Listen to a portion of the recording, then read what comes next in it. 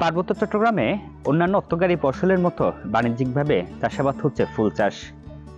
এখানকার অনুকূল পরিবেশ এবং প্রকৃতিগত কারণ কাজে লাগিয়ে ইতিমধ্যে শুরু হয়েছে বাণিজ্যিক ফুলের চাষ।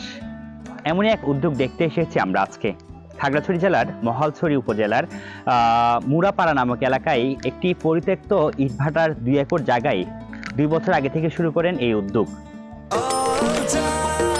নিশ্চিন্তে খান স্বাস্থ্যকর অল টাইম পান, অল টাইম হেলদি লাইফ।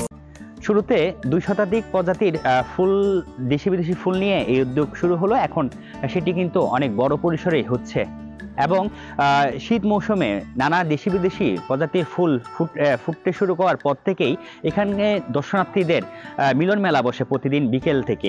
প্রায় সময় আসা হয় এখানে, আমরা ঘুরতে আসি, ফ্রেন্ডদের সাথে আসি, ফুল ভালো লাগে আমাদের। আমার খুব ভালো লেগেছে, এখানে অনেক সুন্দর সুন্দর ফুল আছে। মহালছড়িবাসীর জন্য এটা আলাদা একটা সৌন্দর্য বলা যেতে পারে।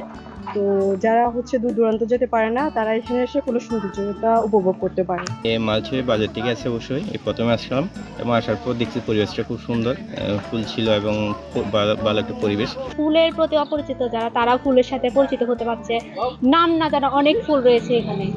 খাগড়াছড়ি থেকে আমরা এখানে ঘোরার জন্য আসছি। এটা হচ্ছে আমার ফার্স্ট, মানে এর আগে আসা হয়নি আর কি এখানে, এটাই। আর পরিবেশগুলো খুব সুন্দর। মাইচড়ি থেকে এসেছি, খুবই ভালো লাগছে স্বপ্ন ভিলেজ দেখে। আসলে এখানে অনেক লোকজন আসতেছে, আমরা না এসে বুঝতে পারতাম না, এসে দেখলাম অনেক ছাত্রছাত্রী বা বাচ্চা বা ফ্যামিলি নিয়ে আসে। দেশি বিদেশি মিলে এই 2 শতাধিক ফুলের প্রায় 400-রও বেশি প্রজাতির ফুল রয়েছে এই বাগানে, যেখানে দেশি এবং বিদেশি ফুল রয়েছে এবং দর্শনার্থীরা এখানে কিন্তু আসেন, এসে এখান থেকে নানা ধরনের ফুলের চারা সংগ্রহ করছেন। সুন্দর একটা পরিবেশ সৃষ্টি করছে এখানে, মানে ফ্যামিলি নিয়ে আসার জন্য, ঘোরাফেরা করার জন্য।